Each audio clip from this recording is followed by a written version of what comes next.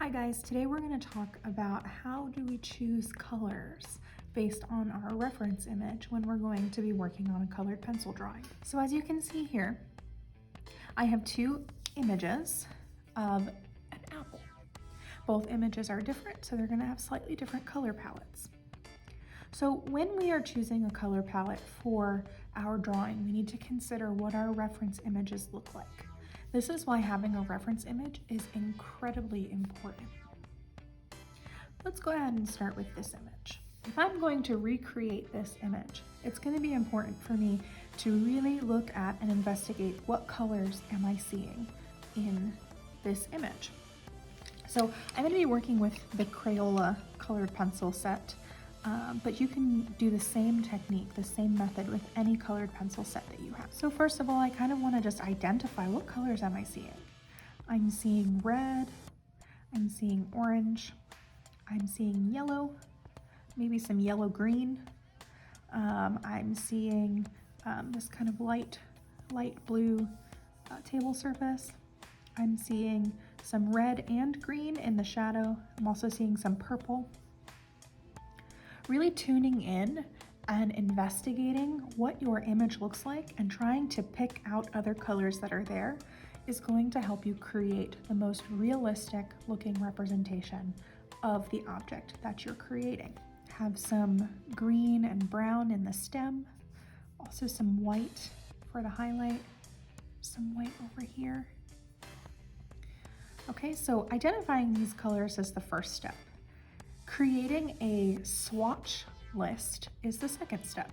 So I'm going to go ahead and create a swatch list right here of all of the colors that I will be using to create this drawing.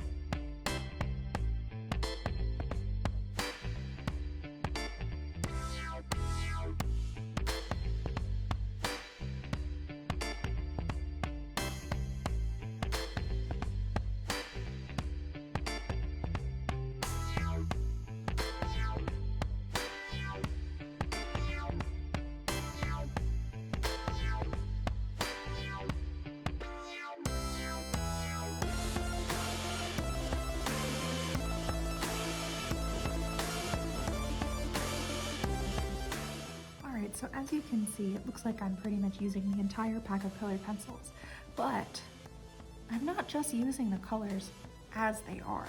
I'm going to be optically mixing these colors in order to achieve the colors that we are seeing within this apple. And this is something that we're going to do together. Together, we're going to draw and shade in an apple drawing with our colored pencils. So go ahead and grab some drawing paper and we'll get started. It's important to remember our parts of our shadows, just like we saw in that video that I played for you. And so let's kind of think about that right now. What parts of the shadows are we seeing? Right there, we see a highlight. Over here, we see a cast shadow. Right here, we see some reflected light.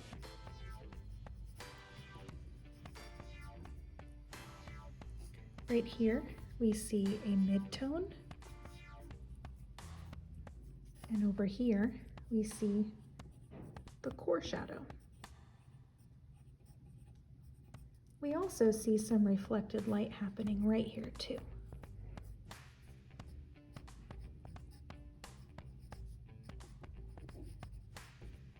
So now that we've identified a lot of the different parts of shadow, let's go ahead and begin to draw this image on our paper here. Make sure that you're using an erasable pencil, so that way if you make any mistakes, you can make some corrections. It's nice to start out by creating a general circle for the apple, and I'm not going to draw this too big. I want the same thing for you guys, so don't draw too big. Draw kind of small, so this is something that we can incorporate how to apply the colored pencil techniques in one session.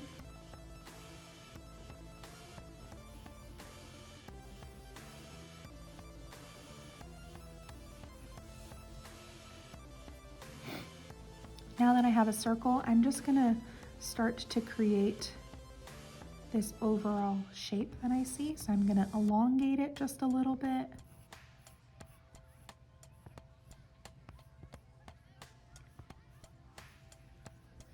And I'm going to create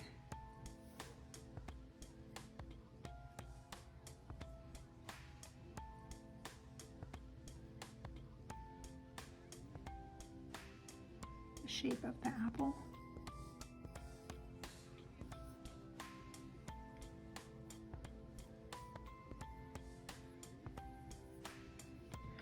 And then I'm going to come back. I'm going to erase some of the extra lines that I don't need. Remember, you want this sketch to be nice and light. So if you've pressed too hard, you want to take your eraser and you want to just lighten up your lines just a little bit. It's like you're erasing them, but they're still there. You can still see them. And I'm going to go ahead and draw my stem in.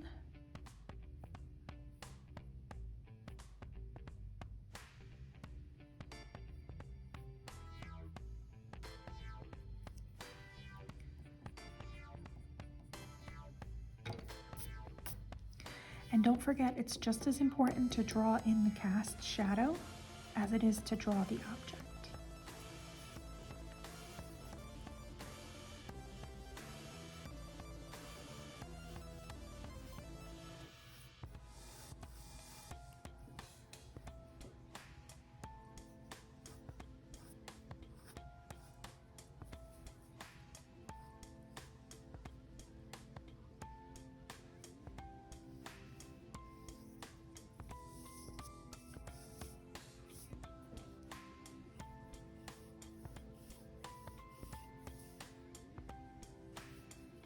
There you have the drawing sketched out.